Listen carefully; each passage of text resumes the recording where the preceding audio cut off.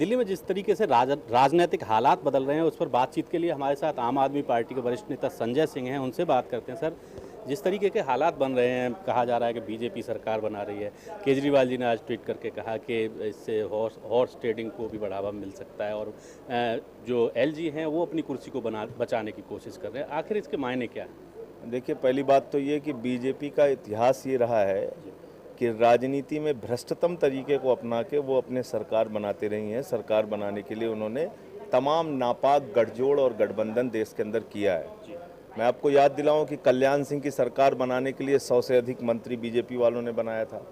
रेड्डी, उसमें गुंडे, माफिया, अपराधी सबको मंत्री बना दिया था।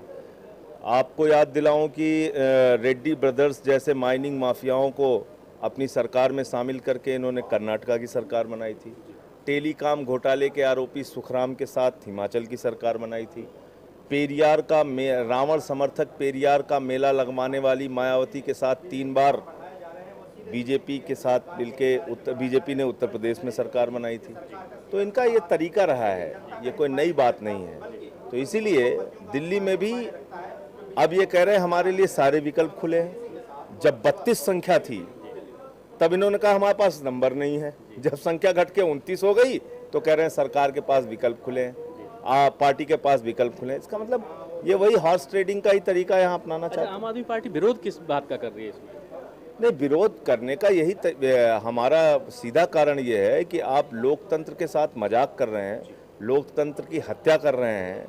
आपने माहौल उड़ा रखा है लोकतंत्र का। तब तक आप, जब तक मोदी जी की सरकार नहीं बनी थी, चुनाव नहीं हुआ था, तब तक आप नैतिकता का पाठ पढ़ा रहे थे पूरे देश को।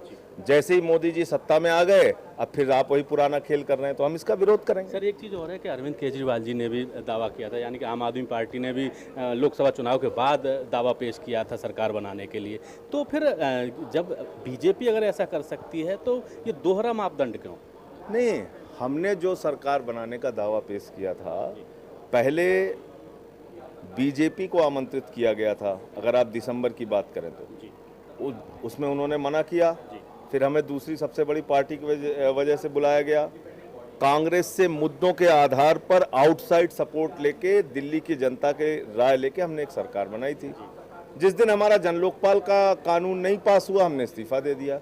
हमारा कोई कुर्सी से चपकने का, सत्ता का ऐसा लोलुपता या मोह होने के नाते हमने सरकार बनाई, ऐसा नहीं था। हमने मुद्दा आधारित सरकार बनाई थी। लोकसभा चुनाव के बाद भी हम जनता के बीच में जाना चाह रहे थे, उसी पुरानी परिस्थितियों में सरकार बनाने की संभावना को तलाशने के लिए, लेकिन वैसी कोई संभावना बनी नहीं। तो इसलिए आज की तारीख में अगर बीजेपी पहल कर रही है तो उसको या तो कांग्रेस के विधायकों को तोड़ना पड़ेगा या आम आदमी पार्टी के विधायकों को तोड़ना पड़ेगा। उनके पास कौन सा आसमानी फार्मूला है, ये उनको बताना चाहिए जनता को। जी।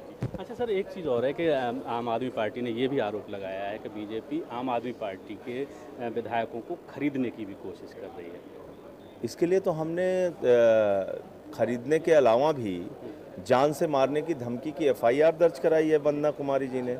CCTV फुटेज हमने दिया है, गाड़ी का नंबर दिया है, व्यक्ति का नाम दिया है, कौन से लोग आके डरा धमका रहे थे। तो बीजेपी के लोग इस प्रकार का प्रयास कर रहे हैं। हमने महामहिम राष्ट्रपति से भी मिलकर इसकी शिकायत की है।